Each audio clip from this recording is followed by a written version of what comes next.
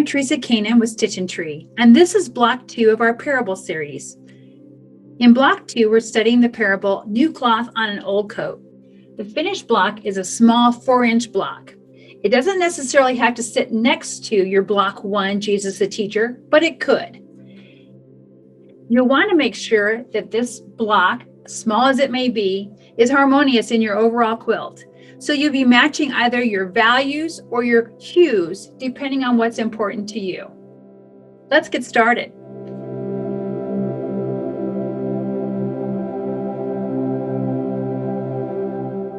All right, if you would, please join me in prayer. Merciful Father, you have shown me that my old life is gone and my new life is found with you. I'm thankful not to dwell on my past mistakes and relive those awful times. I'm thankful to follow you and the path that you have created for me. Like your disciples, I pray I will share the good news of new life in Christ with everyone. Allow me to shine the light of Christ so others will draw closer to you. Amen.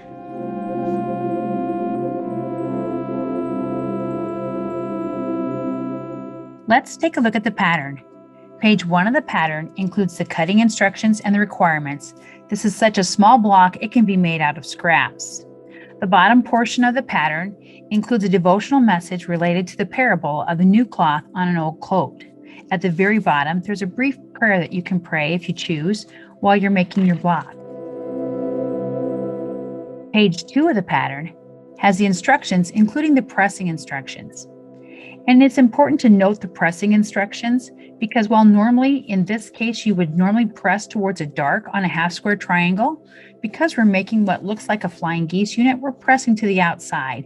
So make sure that you pay attention to the pressing instructions and the instructions regarding what size of units to be stitching together. Please note that down here on number 5, the patch is not centered in the unit. It is shifted more to the left than to the right. So if you're trying to make it centered, it's not going to work out very well. On the last page of the pattern is a little statement about why I've chosen to use a coat to represent this parable, and then space for you to write your own personal reflection. Consider your faith experience, consider your quilting experience, or your faith journey. Just a place for you to write your reflections.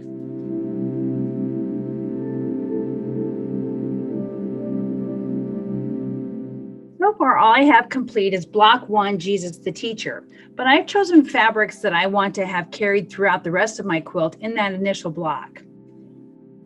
Let's take a look at fabric. I'm doing my quilt in 2 different colorways, so I have 2 different sets of fabric here. In both sets, my background is a tonal background.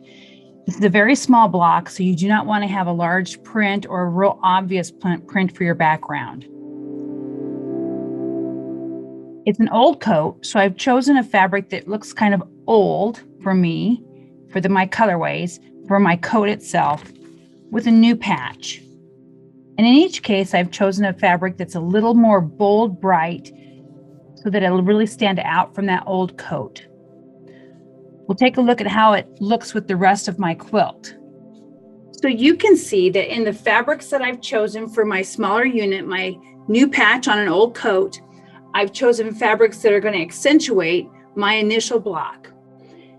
In the end quilt, this block will not necessarily have to be right next to the Jesus the Teacher. So if there's some different colors you want to introduce here, you're fine. We'll just move them somewhere else into the quilt so that you can actually blend those colors as it moves into your quilt.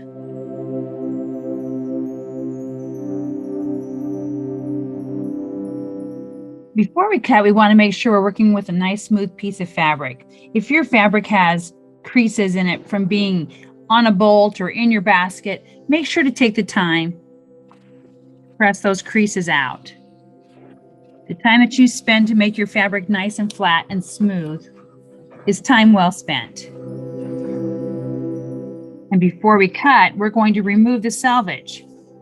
We want to make sure that the selvage doesn't sneak its way into the quilt block, because at some point when we launder the quilt, that selvage has a different shrink rate than the rest of the fabric. So I'm going to start with a nice square edge when I'm doing my cutting. The instructions for block 2, a new cloth on an old coat, tell you the different sizes you need to cut for the coat itself. If you're using directional fabric, you're going to want to make sure that you're cutting your unit so that the directions go the way that you want them to. In my case, the 2 fabrics I've chosen, neither one are directional. I like to use a ruler that has a perforated line, a line where I'll be able to see the edge of my fabric to make sure that my line is lined up directly with the edge and not on one side of the edge or the other. Again, we're using very small pieces, so accuracy is important. I use the ruler to make my cuts, not the mat. The mat tends to be maybe not as exact of a measurement as a ruler itself.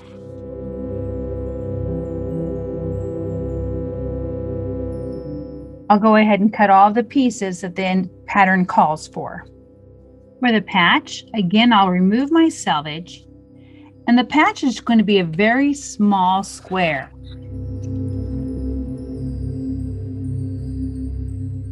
It's a single 1 1/4 inch square. It's an opportunity, if you like, to fussy cut that patch so that it showcases what you'd like to see in the patch itself. Remember, this is the new patch on the old coat.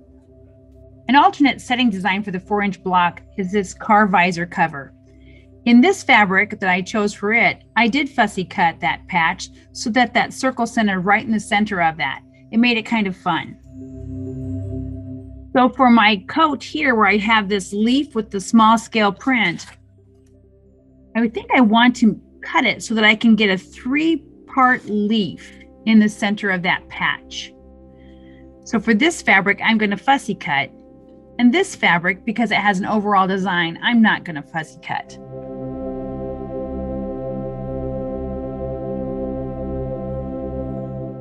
In this particular block, we're dealing with very small pieces. So one of the things I like to do to make sure that I keep everything straight is that I like to preview the piecing instructions, and I like to set the fabrics onto a mat that I call my design mat so I can keep them all organized. I have 2 different colorways here, so I'll be setting out 2 different sets of fabrics.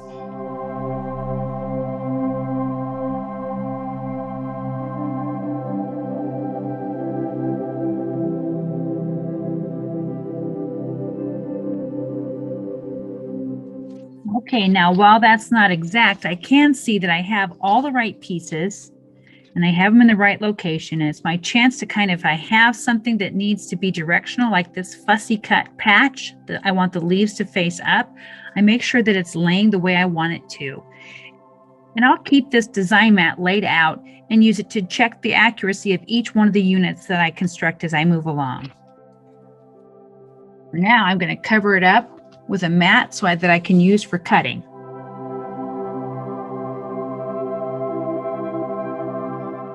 Step 1 of the pattern begins with making the shoulders of the coat, and we'll make them as we would a flying geese unit. The pattern calls for you to mark a diagonal on the wrong side of the 1 1/2 inch fabric square. You can do that using a ruler and a pencil or chalk marker, whichever you prefer, simply by marking the diagonal. Or the method that I prefer when I'm working with such small pieces is to use my iron. I'll take my square, fold it in half, finger press the diagonal, and set the iron in place.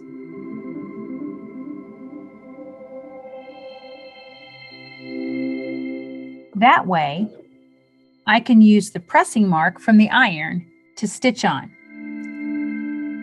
When I'm doing that also, it's an indicator if any of my squares are not perfectly square. If I were to take this unit and draw a diagonal line, I could stitch on the line and not know that the unit wasn't perfectly square.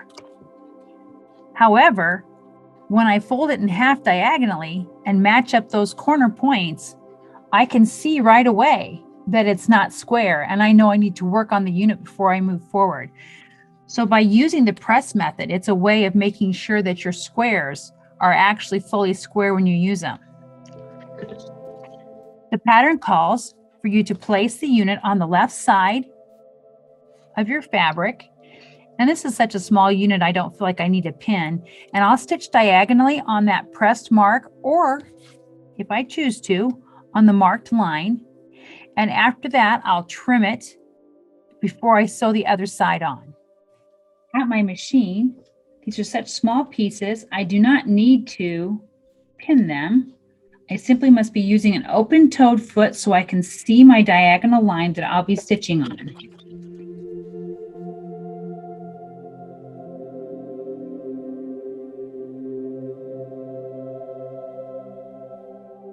And I can chain piece those units through the machine.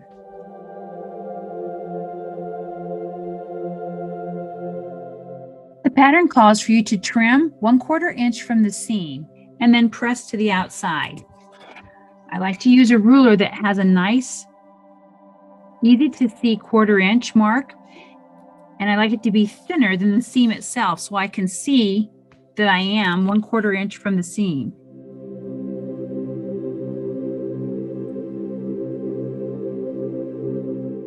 Now, some quilters will just go ahead and trim those with a scissor without measuring the 1/4 inch. I like the exactness that the 1/4 inch seam gives me when I'm pressing and when I'm finishing with the rest of the construction. We keep all these little scraps and set them aside, throw them in a bucket, and we use them for dog beds for the Humane Society. To press these units to the outside, you first just set a hot iron without steam, just a hot dry iron to set the seam, push it over with your finger, put the iron back in place and hold for 5 seconds.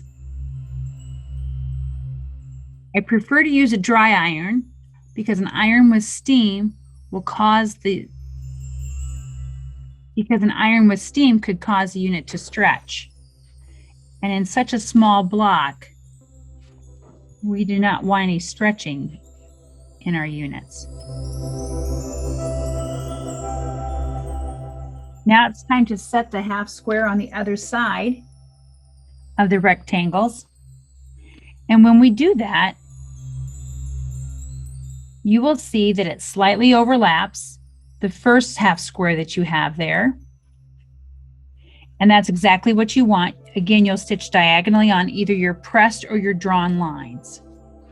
You'll follow the same method to trim those seams.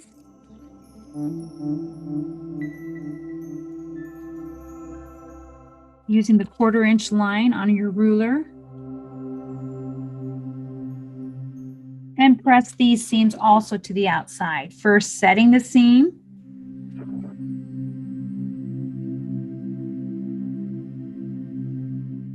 And then pressing. The pattern says that the unfinished unit should measure 1.5 inches by 2.5 inches. Take your ruler and make sure that it measures the accurate amount, because if there's a correction that needs to be made, now's the time to make it. And this one does measure 1.5 inches by 2.5 inches. Before I move on to step 2, I lay my shoulders back out on my design mat to make sure that they look the way the pattern calls for them to look. In the event that I would have chosen a directional fabric, this is where I would double check to make sure that the directions are going the way that I want them to. Since everything looks good, I'm going to go ahead and move on to step 2, where I sew the 2 units together with a 1/4 inch seam and press them open.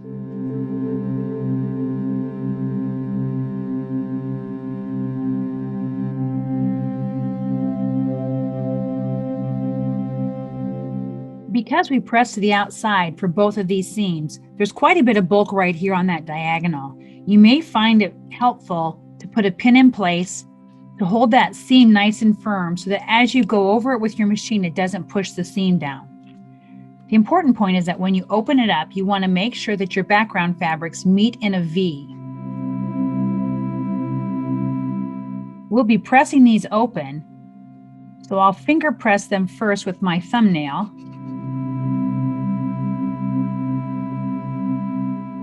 Before I set the iron on it for 5 seconds. And again, because of the bulk of that seam, I may need to set the iron on for just a little longer. The pattern calls for this unit to measure 1.5 inches by 4.5 inches, and before I move on, I'll measure to make sure that my measurement is true to what the pattern calls for. I'll place the units back on my design mat. Again, as one last double check before I move on. Everything looks good. I'm ready to move on to step 3.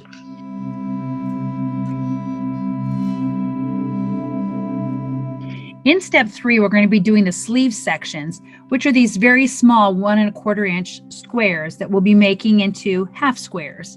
We can use the same method to either draw the diagonal line on the background fabric, or we can, with wrong sides together, fold it in half and press. Then I'll put the 2 units together and I'll stitch on the diagonal line that I've seen that it's pressed or marked. Once I've stitched those on the diagonal line, just as I did in step 1, I need to trim those units 1/4 inch from the seam. And again, I use my ruler with the 1/4 inch mark to help me to make those exact trims.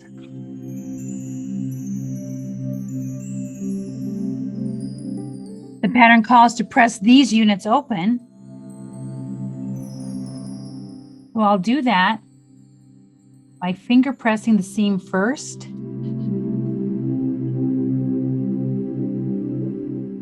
Before I set my iron on for 5 seconds.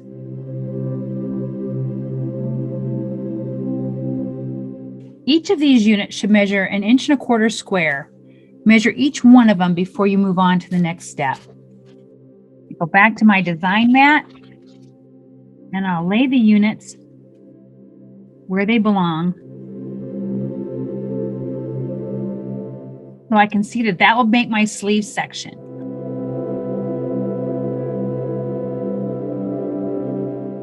I'll go ahead and sew these half squares to the sides of the 3-inch chest section of the block unit.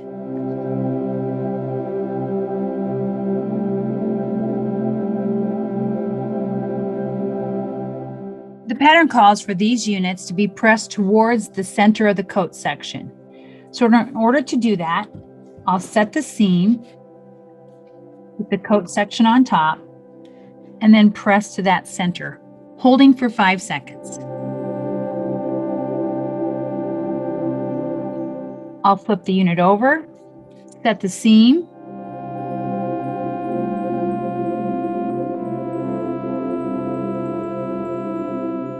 open and press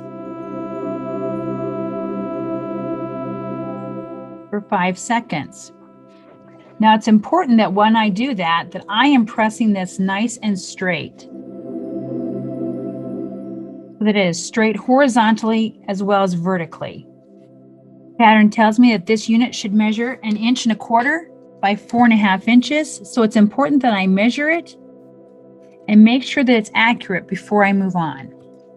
I'll go back to my design mat, lay it in place, and again, if this were an area where I had directional fabric, this is when I would make sure that it's correct before I move on to the next step.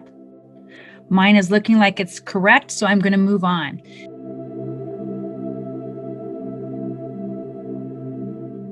In step 5, we'll be making the patch on the coat. It's important to note that the patch is off-centered in this section.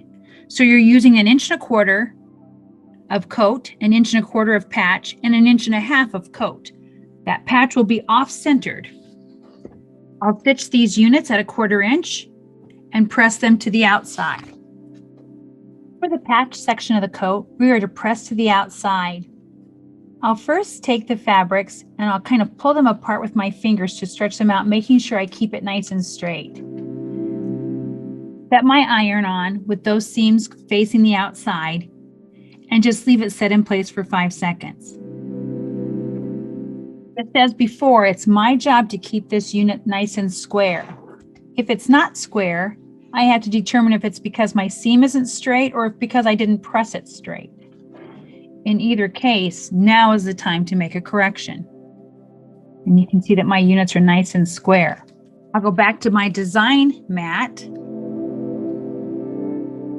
and lay them in place. And this is your opportunity to make sure that you have your directional fabrics going the direction that you want them to. I want these leaves facing up, so I make sure that they're going this direction. The pattern calls for that unit to measure 1.25 inches by 3 inches. So again, this is an opportunity for you to measure and make sure you have things accurate before moving on.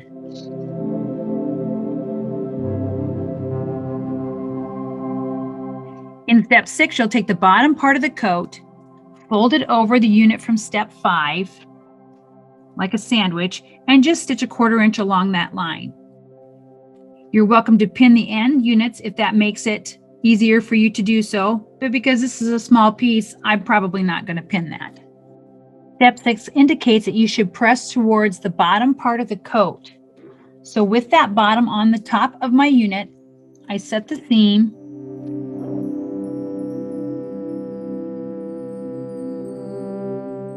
fold it over and press, holding again for 5 seconds. Come back to my design mat, place the unit in place, check my measurements. The pattern calls for this unit to measure 2 inches by 3 inches.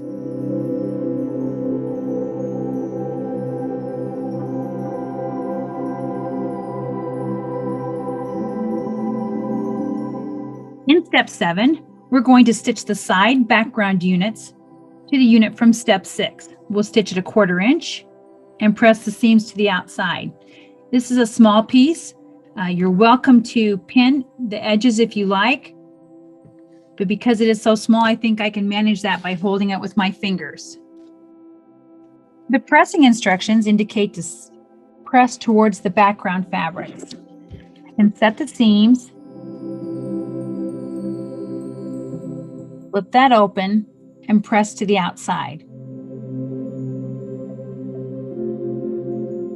This unfinished unit should measure 2 by 4.5 inches, and I measure before I move on to the next step. Those look good. I'm ready to add them back to my design mat. And now that's starting to look like a coat.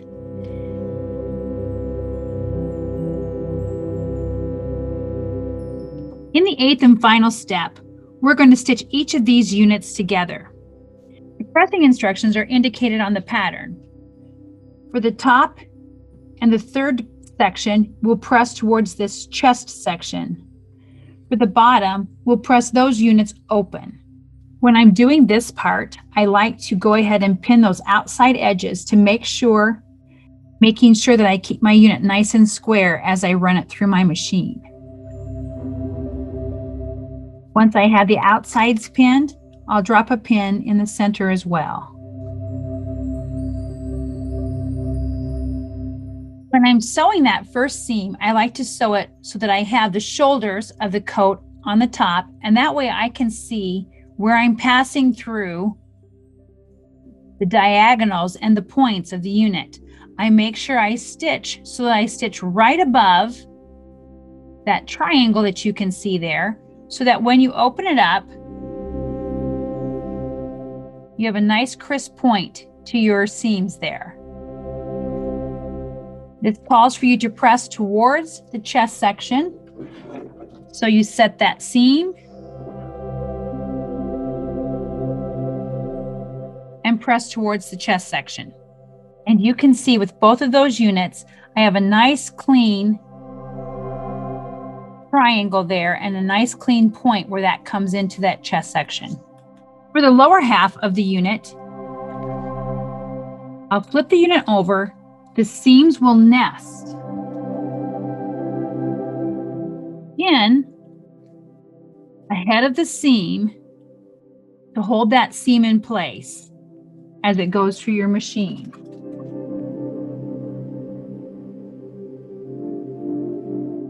Once in your machine, as you're sewing, once the needle is set into the seam allowance ahead of the seam, you can pull that pin. I like to use beginners and enders with my seams. But because we begin with a diagonal, sometimes it's nice to drop a pin at the beginning of that unit as well. That diagonal seam can sometimes push a little bit, making it difficult for a nice clean start.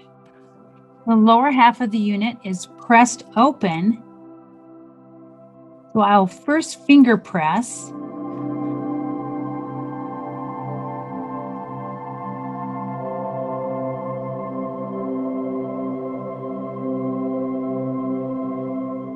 Before I set my iron in place for 5 seconds. The last seam that I have is to take the top half and the bottom half and stitch them together. And again, I like to turn it so I can see these half squares and make sure that I'm coming through that unit right at that 1/4 inch. I'll pin the beginning, the lead edge,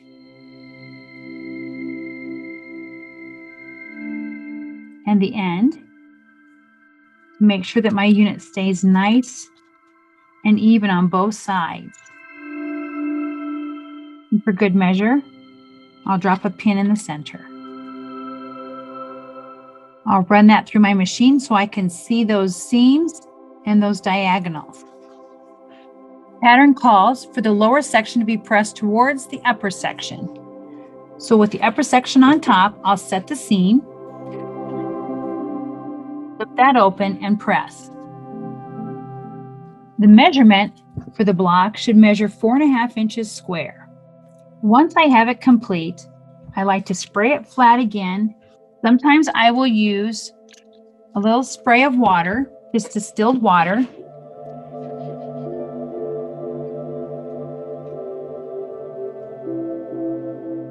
Press the unit very flat. And the last thing I like to do is edge stitch around the edge 1/16 of an inch. If I'm going to be moving this unit several times as I'm determining where to place it in my final quilt, I don't want it to stretch on any of those corners, or I don't want any of these seams to come undone. Now I know this looks like a bit of a monster block, but imagine when we have those 1/4 inch seams, it will definitely look like a coat.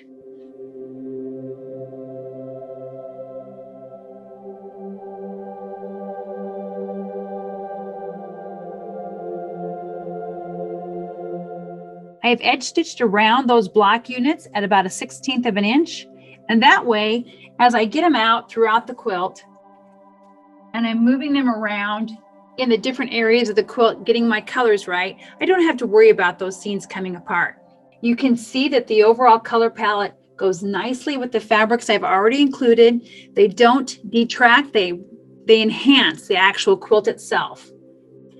If you have any questions along the way, give us a call, send me an email, or place a message on our Facebook page. We'll be happy to get back to you. Thanks and have a blessed day.